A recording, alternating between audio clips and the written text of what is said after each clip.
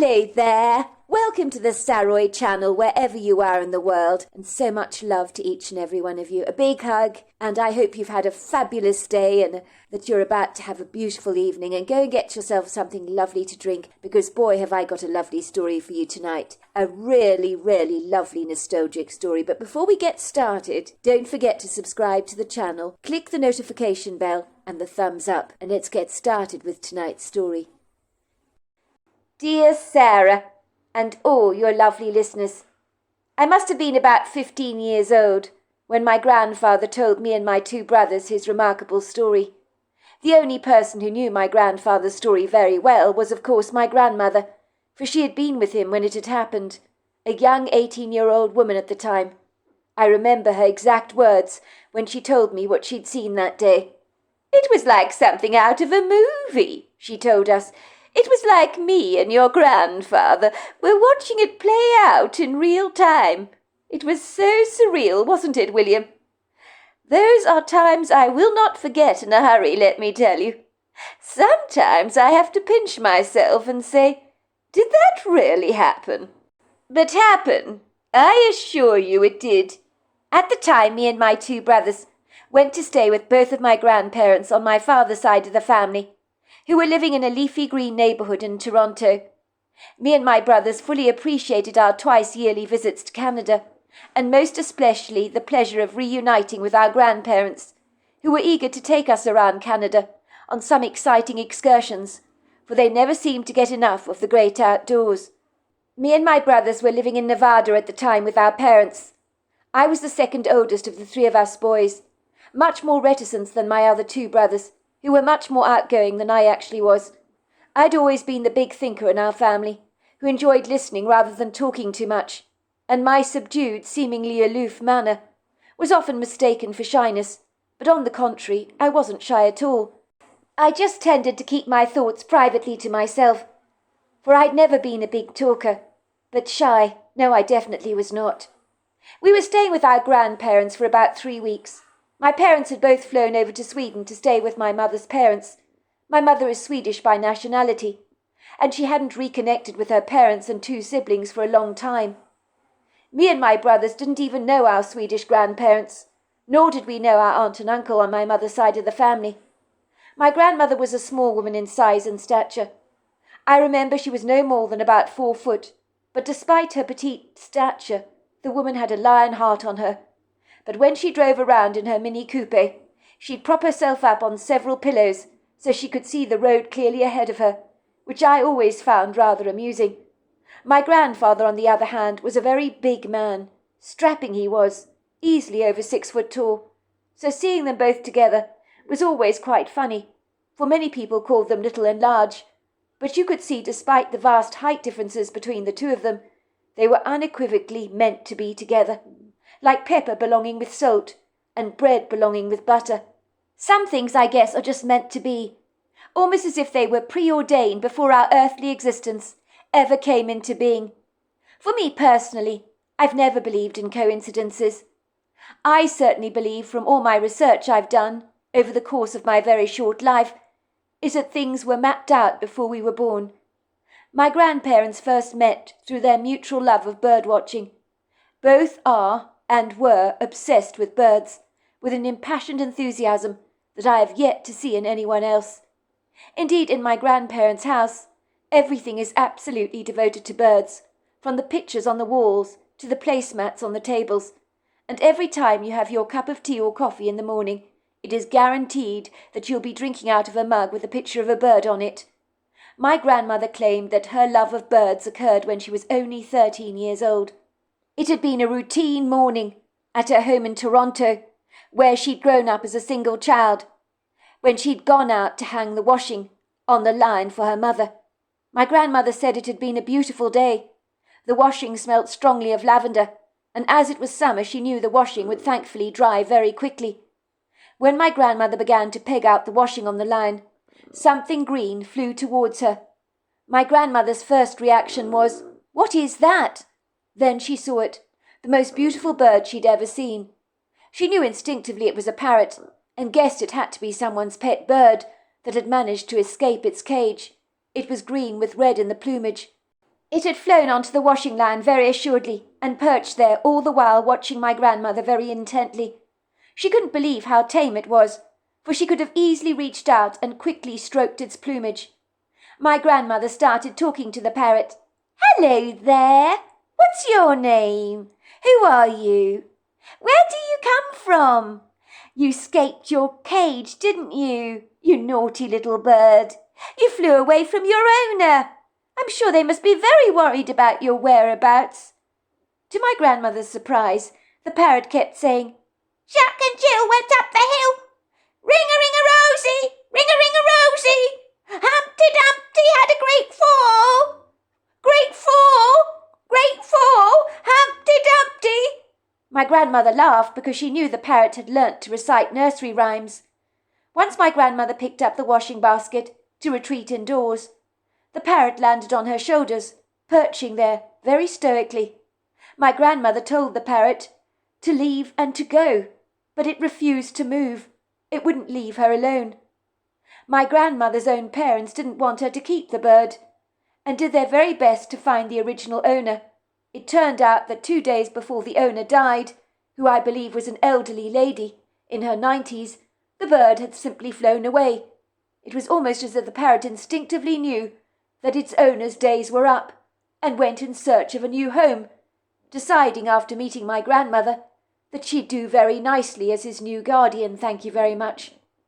My grandmother's parents, seeing how devoted she was to the parrot, allowed her to keep it. She very affectionately called the parrot Kiki, and adored the bird. It nibbled her ear with its beak, and impersonated anyone that visited the house, which my grandmother found hilariously funny, even if it was sometimes rather inappropriate. At the time, my grandmother's parents had an annoying next-door neighbour. She was known by everyone as the town gossip, because she loved nattering about everybody, and putting her nose into everybody's business. The woman's name was Imelda, and my grandmother would say, "Oh no, it's Imelda!" And when Imelda was invited into the house for a cup of tea, which incidentally she never refused, my grandmother's mother feigned delight in seeing the overbearing woman as she welcomed her into the home. But my grandmother's parrot was having none of it, and let it be known my grandmother's mother's real feelings about Imelda. When it kept parroting out, "Oh God, it's Imelda! No, no, no! Oh God, it's Imelda! No, no, no!" Imelda said to my grandmother's mother, "So is that how you really feel about me? I know when I'm not wanted. I can't believe you feel this way about me. And we've been friends for years. Oh, don't be like that, Imelda," my grandmother's mother would say. "Don't listen to the parrot. It doesn't know what it's talking about." But Imelda stormed out of the house and never bothered my grandmother's parents again. My grandmother's pet parrot died when she was about 50 years old. It was sad, but it was believed the parrot was already a very old bird, because those birds can live long lives, sometimes outliving their owners. As for my grandfather, his love for birds happened when he rescued a baby owl that he found hopping around under a tree on the ground, hanging on to life by a fine thread. My grandfather brought the tiny owl back to health. When the owl was strong enough, he put the owl in a bird aviary that he purchased with his own pocket money, which he placed in the yard so that the owl could learn to fly on its own. When he was confident the owl could survive in the wild, he let it go free. At first the owl was rather reluctant to fly away, but then suddenly it was gone. My grandfather was naturally glad to have saved the owl's life, but he never believed for a single second he'd see the owl again. But how wrong he was about that. In the years that followed, the owl he rescued always came back to the family house. My grandfather would be alerted to hooting and something tapping on his window pane outside his bedroom. He'd pull back the curtains and open his bedroom window, and the owl would fly into his bedroom and perch on the bedpost, his round yellow eyes fixed on my grandfather, who would say, "Oh, it's you, Marlowe. You've come back to say hello, have you?" The owl would even perch on his hand for a short while, and my grandfather would lovingly stroke his plumage, and then the owl would retreat through the open window and fly out into the night. My grandfather was delighted that the owl kept visiting him. It was as if it was telling my grandfather it was alive and well. He believed it came to see him because it never forgot the fact that it had been rescued by him. And sometimes even our feathery friends don't forget an act of great kindness. At the time when my grandfather had found the dishevelled owl, even his own parents had looked at it sadly and said, "Let nature take its course, love. The thing's not going to make it. Anyone can see that. The owl is on its way out. Look at the thing. It's so dreadfully weak, missing most of its feathers. It's barely hanging on to life." My grandfather had refused to listen to their well-meaning advice. He didn't want to give up on the owl, and did everything in his power to feed the owl, bringing it back to full strength and health. He had looked after the owl in his bedroom, without even his parents knowing about it. He began feeding the owl pieces of raw meat with a pair of tweezers. I guess this owl never forgot my grandfather never gave up on it, like others most surely would have done. But it was my grandfather's personal relationship with this owl that birthed in him a very real passion for birds. Growing up, his bedroom walls betrayed this love, for they were covered with posters of eagles soaring up in the sky, and bookshelves stacked to the brim with books on birds. And let's not kid, my grandfather had a big passion for owls as well. One day my grandfather's mother told him about a bird-watching meeting that was going on in the town hall, where you could get together with like-minded individuals to form a group of people who could go bird-watching together. My grandfather rather liked the idea of sharing his passion for birds with others who felt the same way about our feathery friends as he so clearly did. When he arrived at the town hall, he realized that everyone he met was significantly older than him, as most people my grandfather's age would not be interested in birds. My grandfather started talking to other bird enthusiasts and realized to his astonishment that the generation gap was both insignificant and completely irrelevant if you shared a mutual love of birds together. My grandfather suddenly noticed a young, very attractive woman who looked to be about his age. She was sharing a large, colourful book of rare American birds with an older man. Together they were talking as they paged through the book together and laughing. My grandfather was secretly glad that among this older collection of people there was someone here that was from his own generation. My grandfather had been staring at my grandmother for quite some time, I believe. She must have sensed someone was looking at her rather obtrusively, for she briefly glanced up at my grandfather and flashed him a big, bright, sunny smile, and in that quintessential moment, my grandfather absolutely knew that this was the girl for him, and the rest, shall we say, is history. Needless to say, their dating was less traditional than most, for they spent a lot of their time bird-watching together, and they joined a bird-watching group that called themselves the Magpies, where they formed great friendships with people from older generations, based on a shared love and devotion to birds. I remember it was over dinner one night that my older brother Keegan asked my grandparents if they believed in ghosts. It would seem at the time Keegan was nursing a deep fascination for all things paranormal, and had grown very interested in the subject. It all started for him, I believe, when his best friend at school, called Cullen, had told him that on the day his grandfather had passed, he had come to visit him during the night to bid him farewell, as they had been very close together. He told my brother Keegan that he woke up in the middle of the night, sensing someone was definitely in the bedroom with him. He thought his mother was looking in on him during the night, as she so often did, to check that he had switched off his bedside light. He opened his eyes, wiping away his sleep, and was about to say something to his mother about wishing she wouldn't disturb him. But he did a double take when he realized it was not his mother in his bedroom, but his grandfather, who happened to live in Georgia, and was sitting at the end of his bed. "Pops," he said, "what are you doing here in Nevada? And here in our house? Mum never told us you were coming to visit us." His grandfather looked as he always did, for there was nothing ghost-like or remotely ethereal about his appearance to suggest that he wasn't physical. "Before I go, son, I've come to say goodbye. Say goodbye to your mother for me, will you? And don't forget how much I love you all." Cullen fell back into a deep sleep, not realizing for a single second that anything outer-worldly had transpired. The following morning he asked his mother the whereabouts of Pops. "Have you seen him, Mum?" Of course I haven't seen him, she said. He's in Georgia, not here in Nevada. Well, he is here. I saw him last night, Cullen insisted. He was sitting at the end of my bed. He said he'd come to say goodbye. When Cullen told his mother this, she was not remotely amused, saying that he must have had a vivid dream because no, Pops was not in the house with them. He was in Georgia. Of course, it was later confirmed, well, about an hour later to be exact, that Cullen's grandfather had died in his sleep the previous night. His mother didn't know what to make of her son's bizarre story, for he insisted it was true. My brother Keegan shared Cullen's account with my grandparents, asking them whether they believed in ghosts, and what was their take on Cullen's seemingly nonsensical story. For to my brother Keegan, it could only mean that this physical existence of ours is not all there is, and that Tesla was right when he said we go on. Ghosts have to be real, Pops, said Keegan excitedly, his lips trembling as he talked. I mean, how do you explain what happened to Cullen? He swears blind it's true. Well, said my grandfather, running a hand through his white hair and thinking about Keegan's words. So this friend of yours, how long have you known him exactly? Have you known him to make up stories for attention, perhaps? Keegan looked distinctly put out by these rather abrupt, seemingly scathing comments from my grandfather.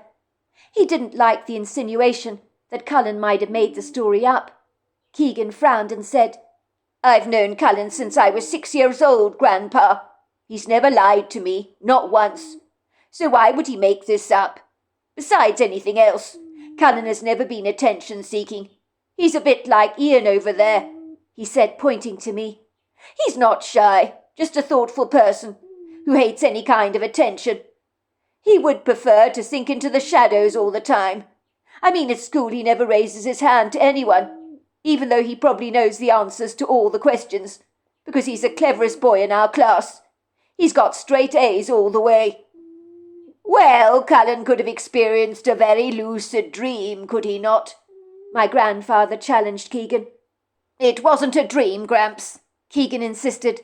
Cullen recalls vividly waking up, seeing his grandfather at the end of his bed. He says this was no dream. It was extremely vivid and very real. Don't look so riled up, Keegan, my grandfather chuckled. Look at your face. You're taking this all extremely seriously, aren't you? Try to be a little light-hearted, won't you? I'm only asking these things to establish whether the story your friend told you is true or not. But from what you're saying, it sounds authentic to me. But you have to ask those difficult questions, don't you, to ascertain whether someone is telling you the truth or not. But it does sound to me like a rather extraordinary story, and for the record, I believe the story that Cullen told you is true, said my grandfather. Maybe he was very close to his grandfather, so it was very significant for his grandfather to bid him farewell. At this, my brother looked extremely pleased. His eyes lit up. So you believe in ghosts, do you, Grandpa? If Cullen's grandpa appeared to him, then it means after this life, well, we don't die, do we? We move on into a different dimension, which is not a physical one, but I think we still remain ourselves. Well, if I told you I didn't believe in ghosts, son, I'd be an absolute fool, said my grandfather. I do believe there are more things on heaven and earth than we could ever imagine. And yes, I do believe in life after death, if you must know. I've never been an atheist. I believe in a higher power, as everything on this earth has a divine order to it. And I don't believe randomly it just came into being like Darwin's theory of evolution, which makes absolutely no sense to me at all.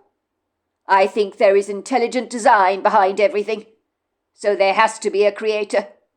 If you must know, there are things out there we don't know even exist that are very, very real. What things, Grandpa? Asked Keegan, his eyebrows raised in earnest. Go on, my grandmother suddenly interceded. William, tell the kids our story, why don't you? I think the boys would love to hear it, and it's a story well worth hearing, as unbelievable as it is. But I think our grandchildren would love it, and it's a story that deserves to be told, don't you think? Everyone involved in that story now is dead, so it's not as if we're betraying anybody's trust or going to hurt anyone. Besides, I don't think the people in question would mind the story being told. I'm not sure that's a good idea, Emma, love. I thought we said we should keep what happens strictly between ourselves. Remember all those years ago? We swore blind to each other. We wouldn't tell a living soul, and we've kept that promise. And even if the people concerned are now dead, a promise, is it not? My grandmother raised her small little hand in the air in a defiant protest. Oh, for goodness sake, William, stop being such an old stick in the mud, will you? You're not betraying someone's trust if they're dead, are you? The idea is absolutely ridiculous. That was then. I'm sorry, but it was an awfully long time ago. Things are extremely different now, are they not? Do you really want to take our story down to the grave with you? Wouldn't it at the very least be nice to share our story with our grandchildren? I'm sure they'll keep our story secret, won't you, boys? She asked us. We all nodded. Maybe one day they can share it with their own grandchildren. We can keep the story in our family, can't we? Me and my brothers nodded in earnest, our eyes stoically fixed on our grandfather with an intensity of note. Everything went serenely quiet around the dinner table. My grandmother's hearty stew, along with the large wedges of corn bread that she had made, were left on our plates untouched, for not a single utensil moved, nor was a glass of water quaked. I'm sure at this point we were clandestinely all earnestly praying within ourselves that my grandfather would share his story with us. I did feel the excitement bubbling up inside me, like a kettle being brought up to the boil, for this was a story my grandparents had intended to take down to the grave with them. That meant it really had to be a spectacular story that could easily raise brows and cause jaws to drop open. I don't know about you, but in my humble opinion, those are the kind of stories that are worth telling. And we certainly wanted to hear this story, especially if the people involved in it were all now deceased. I mean, what harm would there be in our grandfather telling it to us? I could see a reluctant doubt creeping across my grandfather's wrinkled face, weathered by time with a road map of lines that revealed he had lived a very long, interesting life. His kindly pale blue eyes seemed to be caught up in a long-lost wistful memory, permeated by the rich fragrance of a warm nostalgia. I was suddenly certain he was not going to share his story with us, and I could feel the disappointment surfing up in my veins as I held my breath rather too hard, waiting with great apprehension to hear him refusing my grandmother's request, for I knew my grandfather all too well, and he could be doggedly stubborn at the very best of times, and his no usually meant no. My grandfather shook his head. No, Emma, I don't think it's wise to share the story, even with our grandchildren. I don't think it's appropriate. We made a promise not to speak of this again, and I, for one, want to honour that. My grandmother shook her grey curly head of hair indignantly. Even though it was short, a couple of hair curls twitched and stood up on end, as if they, too, were standing up to my grandfather. If you're not going to tell the story, William, then I will, but I won't tell it as well as you do. You're very good with the details, William, always have been. Go on, love, be a sport. Tell our grandchildren the story. I want them to hear it. I knew very well that the only person in this entire world that had the ability to persuade my grandfather to do anything and to pull his strings was my grandmother. She could look at him straight in the eyes and tell him to do something for her, like picking up a bottle of milk at the grocery store, or to go and take the rubbish outside, for my grandfather would refuse her nothing. I never heard him once raise his voice to my grandmother, or grumble under his breath about something she'd asked him to do that he didn't feel like doing.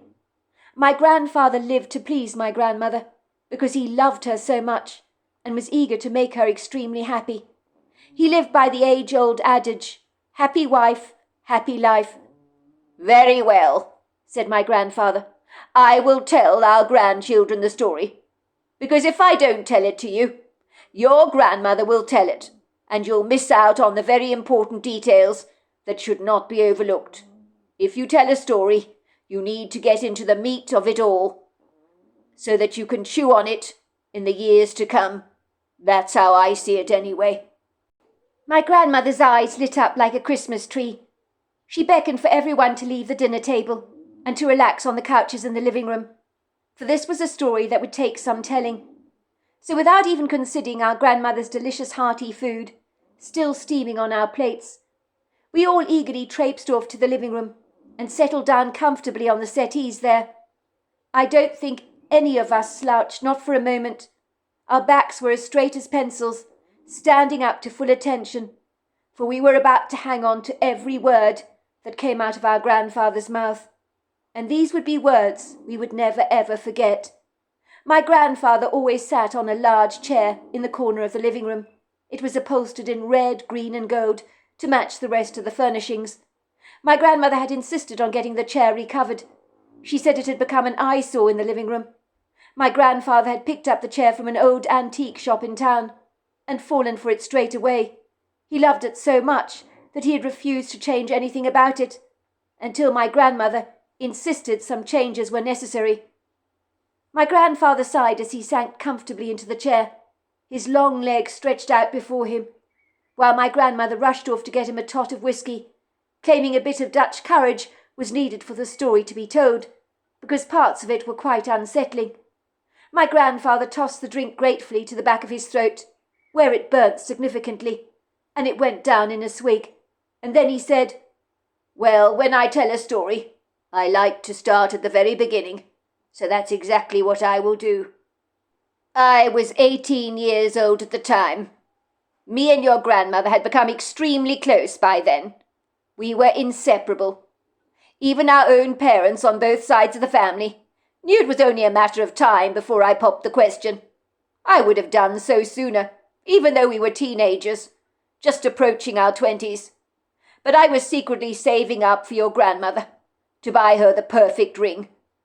Me and your grandmother were very keen bird watchers, but you know that already," he said, his eyes quickly glancing over at the large picture above the mantel of 2 eagles in flight, hovering over a grand canyon.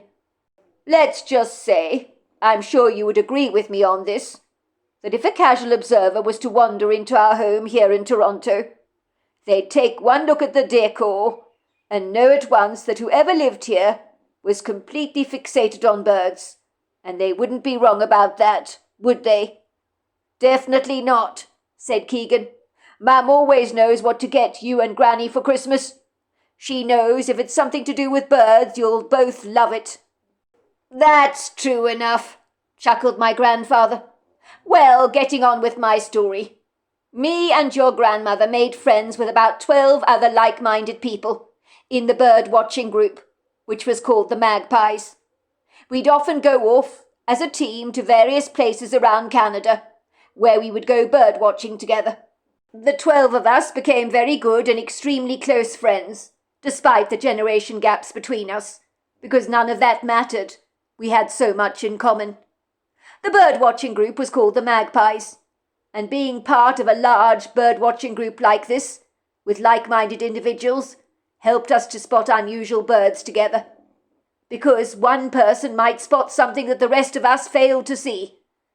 It always helps having lots of eyes pinned over a sizable area, as our feathery friends can be somewhat elusive, small in size, easily overlooked, even if you do happen to have the keenest eyesight on you and a good pair of binoculars on hand. Sometimes me and your grandmother would drop things at a moment's notice, if a rare bird was spotted at a specific location. Birds like the imperial Amazon, perhaps, or a blue-eyed ground dove, or a dwarf kingfisher, and many other rare birds. We'd drop almost anything to see them. We'd rush off to our rendezvous and meet up with other members of the Magpies. We would regularly visit places like Prt1of4 National Park, as they have over 390 bird species there, We'd also visit the Kimwan bird walk in Alberta. A lovely sight for watching birds it is. It's an area surrounded by many lakes, for you'll find where there is water, there's usually a plethora of bird life. When the magpies went bird watching together, after our rendezvous, we were usually naturally tired, thirsty and hungry, so we'd go off together to enjoy a light snack. We loved hanging out in each other's company, talking about the day's activities and the birds we'd spotted. The enthusiasm was always boundlessly infectious. One day when me and your grandmother were bird watching, at a sanctuary in one of those bird hides, so to speak, overlooking a spectacularly beautiful silvery lake, we were all sitting down rather patiently and waiting to see some interesting bird life. I overheard one of the bird watchers that was sitting next to me on one of the benches talking to a friend of his called Paul Mitchin, who would regularly come bird watching with us because he was part of the magpie group. Paul Mitchin would tirelessly complain about his wife all the time. Looking back, I think he was letting off steam. Sharing his marital issues with us made his life more bearable, I suspect. Everyone was naturally sympathetic towards his plight, believing he was being unfairly treated by his wife Esmeralda, while others privately probably thought that there was no pleasing the likes of Paul Mitchin, and that even if he was married to the perfect goddess, he'd probably have found fault with them. He called his wife the old duck. I suppose when you live in a world devoted to birds, and birds are all that you talk about for the vast majority of time, it wasn't actually that surprising he called his wife a duck. But I gather he never dared call her the old duck to her face, for the woman would likely have thrown him to the curb, as by the sounds of things Esmeralda ruled the Mitchin household with an indomitable cast-iron grip. So yes, Mr. Mitchin was pretty miserable, wasn't he, love? Said my grandfather, turning to my grandmother to affirm this point. Absolutely, said my grandmother, happily interjecting herself into the conversation. If you must know, I've never met anyone like Paul Mitchin before, because like your grandfather has pointed out, when we met him, he never stopped complaining about his wife. At first I thought he was a misogynist who didn't have much time for women, but later I realized how wrong I was about that. I felt significantly guilty for having assumed the very worst about his character and completely misjudging him. There was no doubt the poor man was in a loveless marriage. That was very certain. He was constantly being bullied and ridiculed by his very condescending wife, who was always belittling him and finding fault with him, telling him not to leave his wet towel on the floor, to take his shoes off when walking on the carpet, to make absolutely sure he washed his hands before eating and brushed his teeth before going to bed, to leave the toilet seat down at all times, all that kind of stuff, which was incredibly demeaning for the poor man. People instinctively know what they need to do. They don't need someone telling them. I can imagine the way Esmeralda treated Paul Mitchin must have made him feel like he'd become a boy all over again. She'd tell her husband how to live his life, as if she was the Mother Superior at a Catholic private school, always running her mouth about what you could or could not do. And no man wants to feel completely emasculated like that. So there we are, that is the end of part 1. Part 2 is tomorrow night, and I look forward to you joining me then. Until next time, goodbye and good night.